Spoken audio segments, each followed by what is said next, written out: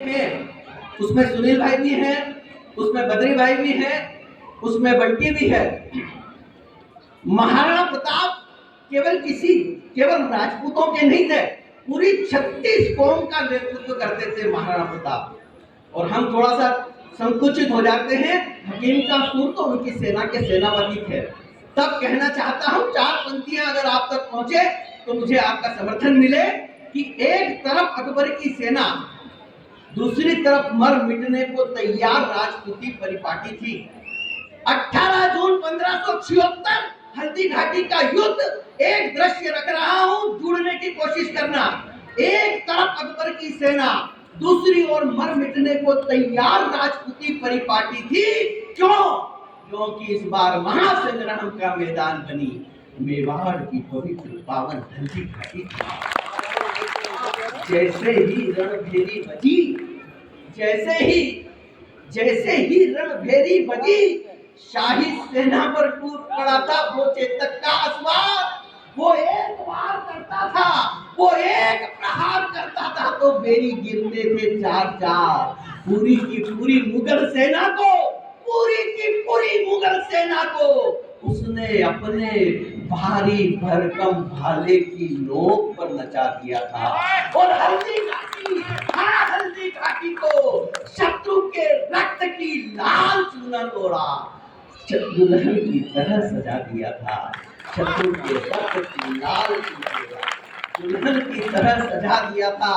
पंक्तियां पहुंचे, पंक्तियों की लाज रखेगी। अधम अधर्मी शत्रु के लिए, अधर्मी शत्रु के लिए रण में साक्षात मृत्यु का सिंहनाद था वो। प्रताप, हाँ प्रताप, बलि, अति बलि, महाबली महाराणा प्रताप जय रण में प्रलय मचाता था। 20,000 मेवाड़ी सैनिक, 80,000 मुगली सेना। क्या हुआ हल्दी घाटी में? क्या दृश्य रहा होगा? जय हेकलिंग बोलता राणा रण में प्रलय मचाता था। अरे अश्व नहीं, योद्धा था चेतक, वो क्षण में गजराजों को धूल चटाता था। अश्व नहीं, योद्धा था चेतक। एक मूक पशु ने भी हमारे यहाँ पर बलिदान दिया है और आपने तालियां बहुत छोटी सी बजाई। अश्व नहीं, योद्धा था चेतक, वो क्षण में गजराजों को धूल चटाता था। अटल अविचल, पंक्ति पहुंचे तो सारे लोग मुझे लगना चाहिए। अटल अविचल वीर योद्धाओं का शौर्य रण में चट्टान बन खड़ा हो गया था। अटल अविचल वीर योद्धाओं का शौर्य रण में चट्टान बन खड़ा हो गया था। और अपना सब कुछ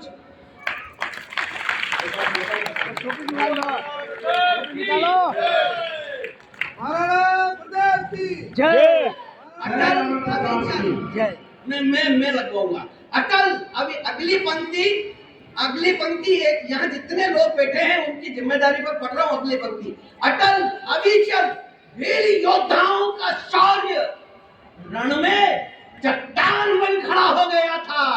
और अपना सब कुछ देकर दान में, अपना सब कुछ देकर दान में वो भामाशाह कुबेर से भी बड़ा हो गया।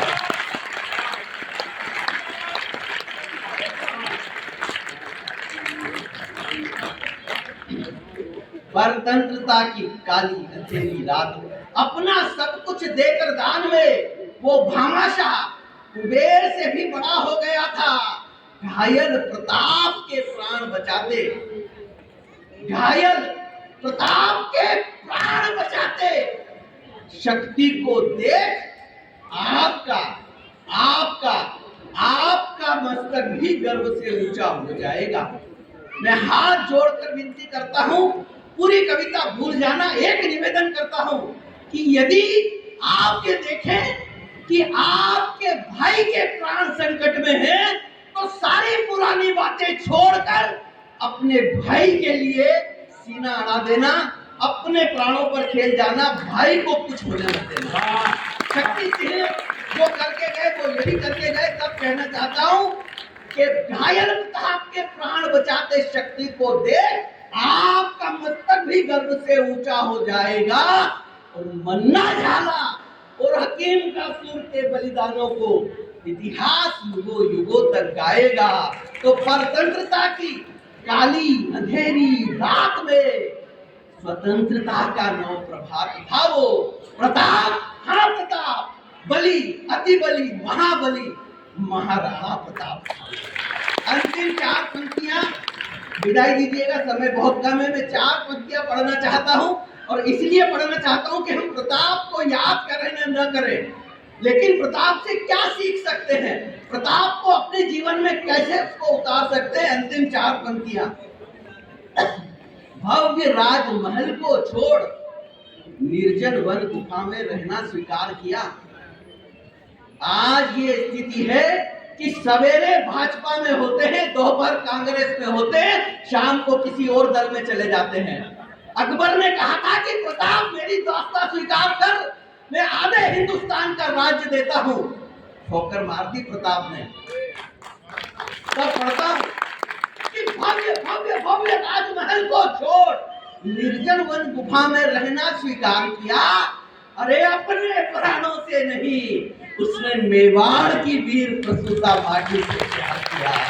उसका एक ही लक्ष्य था, उसका एक ही लक्ष्य था, उसका एक ही लक्ष्य था, मैं एक बार फिर गढ़ चित्तौड़ पर केसरिया लहराऊंगा।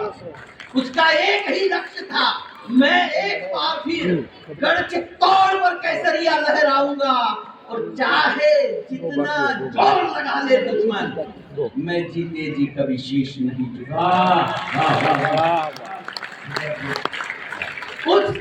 उस बप्पा के वंशज सांगा के पोते अखे राज के नाती ने निज कुल का ऊंचा नाम किया। उस बप्पा के वंशज सांगा के पोते अखे राज के नाती ने निज कुल का ऊंचा ऊंचा ऊंचा नाम किया। अरे घास की रोटी खाकर भी उसने छली बलि शत्रु के संग जीवन भर संग्राम किया। भारत का स्वाभिमान सुरमा सुबट सुविख्यात था वो। प्रताप, हाँ प्रताप, बलि, अति बलि, महाबली महाराणा प्रताप। जय शिवा सरदार की, जय राणा प्रताप की, जय शिवा सरदार की, जय राणा प्रताप की। बहुत कमजोर है आपका चरित्र, आपका इतिहास क्या है। सामने से ललकारते हैं, पीठ पर प्रहार नहीं करते। सामने से ललकारते हैं, पीठ पर प्रहार नहीं करते।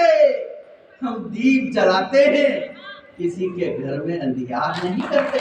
सिंहनाथ अधर्मियों के विरुद्ध करते हैं। एक मेवाड़ का व्यक्ति भूखा मर जाएगा, लेकिन अपने आत्मसम्मान को कभी गिरवी नहीं रखेगा। एक मेवाड़ का व्यक्ति सर कटा लेगा, लेकिन कभी सर झुकाना पसंद नहीं करेगा। तब पंक्तियां पढ़ता हूं कि सिंहनाथ अधर्मियों के विरुद्ध करते हैं, सिंहनाथ अधर्मियों के विरुद्ध करते हैं, दुष्ट दानवों के कंठ अवरुद्ध करते हैं, दुष्ट दानवों के कंठ अवरुद्ध करते हैं। अरे रणभैरी फूंकने सदा तैयार रहते। पंक्ति पहुंचे तो फिर मुझे लगना चाहिए कि मैं मेवाड़ वालों के बीच हूं। रणभैरी फूंकने सदा सदा सदा तैयार रहते, ये याचना नहीं युद्ध करते हैं। और ऐसे हमले ने रचा है ये सारा प्रपंच। क्यों होते हैं? मुल्लों मदरसों ने रचा है ये सारा प्रपंच।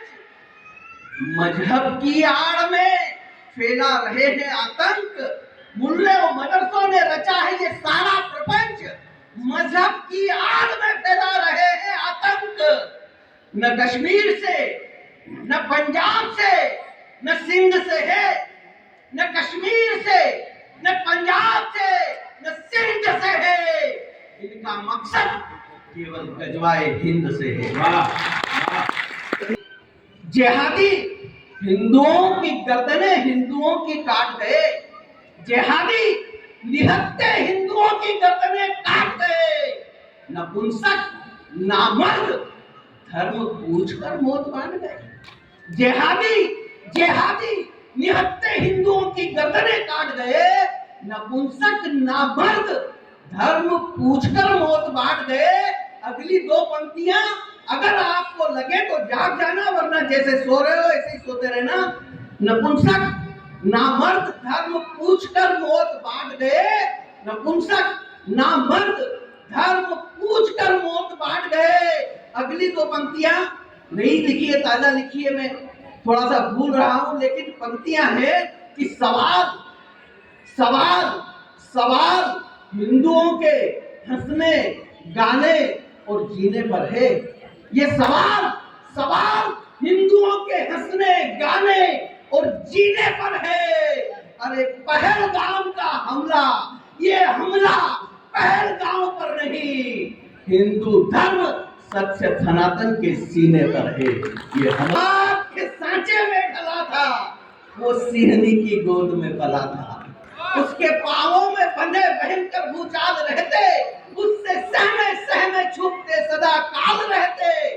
उसके नेत्रों की अग्नि से, उसके नेत्रों की अग्नि से सप्त सागर भी सूख जाया करते, और जो गूंजे उसका प्रलय घोष होता।